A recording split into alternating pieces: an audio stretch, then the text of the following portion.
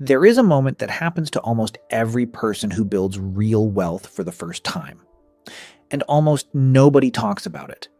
It's the moment you realize that the smartest thing you can do with your money is make sure nobody knows you have it. Not your coworkers, not your extended family, not your old friends, and definitely not your social media followers. Nobody should know. And I know that sounds counterintuitive because everything our culture tells us points in the opposite direction.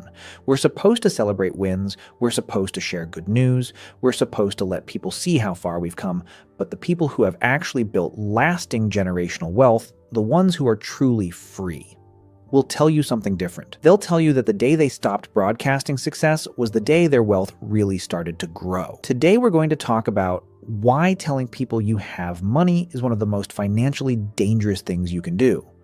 Why acting like you're still broke is one of the smartest long-term strategies, and how the combination of these two habits has quietly made more millionaires than any investment strategy ever has. The moment other people find out you have money, you start paying a tax that doesn't show up on any government form. Let's call it the visibility tax.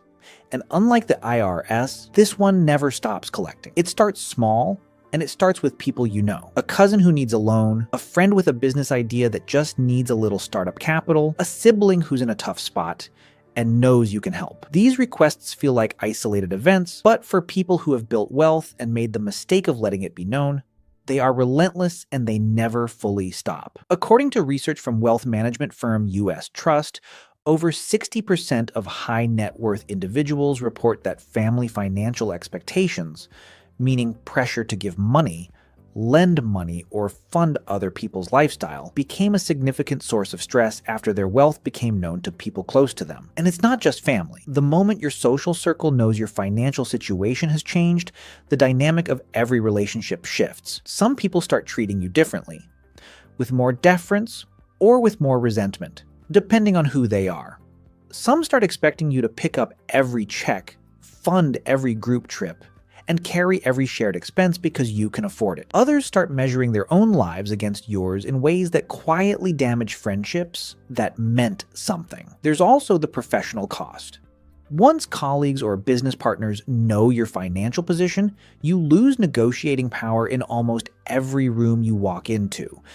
The contractor who doesn't know what you're worth will quote you a fair price. The one who just saw your new car in the driveway will quote you something else entirely. You see, visible wealth in professional settings is almost always a liability.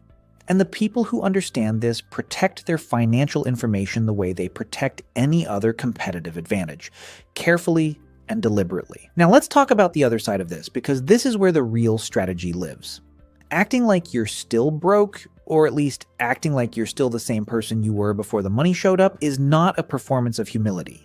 It is a deliberate financial strategy used by some of the most successful wealth builders in American history, and the data behind it is overwhelming. In his landmark research, Dr. Thomas Stanley found that the majority of American millionaires live in middle-class neighborhoods, drive used or modestly priced vehicles, shop at regular grocery stores, and would be completely unrecognizable to a stranger as wealthy. They aren't doing this because they don't enjoy their money. They're doing it because they understand something that most people don't. Every dollar that doesn't go toward maintaining the appearance of wealth is a dollar that keeps compounding. Let's make this tangible with Mark. Mark has built up $800,000 in investments by his early 50s. He's done it quietly, living modestly on a teacher's salary supplemented by years of disciplined investing. At this point, Mark has two choices. He can start living like what he's become.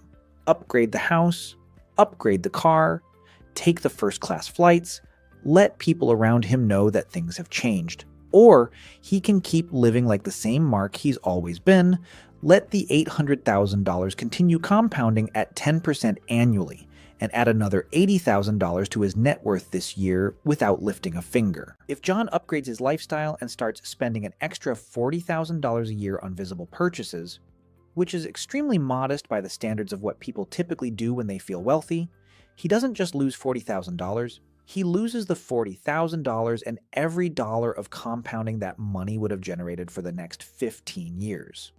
At a 10% return, that 1 year of lifestyle inflation costs John closer to $167,000 by the time he retires. And that's just 1 year. Multiply that pattern across a decade, and the number becomes genuinely staggering. The people who stay rich are the ones who never let their lifestyle catch up to their net worth. That's not a mindset. That's a math problem. And they know it. So how do you actually do this? How do you build wealth without broadcasting it? And how do you protect what you've built from the visibility tax? Here are the rules that wealthy people quietly live by. Rule 1. Your financial life is private information. Your income, your net worth, your investment balances, your savings rate, these are not topics for casual conversation. Not at dinner parties, not at family gatherings, not on social media, and not with coworkers. The same way you wouldn't share your medical records at a barbecue, you don't share your financial picture with people who don't have a legitimate reason to know it. This isn't secrecy, it's discretion. And there's a very important difference. Rule 2. Upgrade your life privately, not publicly. There is nothing wrong with using your wealth to make your life more comfortable, more secure, and more enjoyable. That's the whole point of wealth after all. But the wealthy do this in ways that are largely invisible to the outside world. Better food at home rather than flashy restaurants. A genuinely good mattress rather than a watch that costs more than a car. Investing in their health, their time, and their peace of mind rather than in things that send signals to strangers.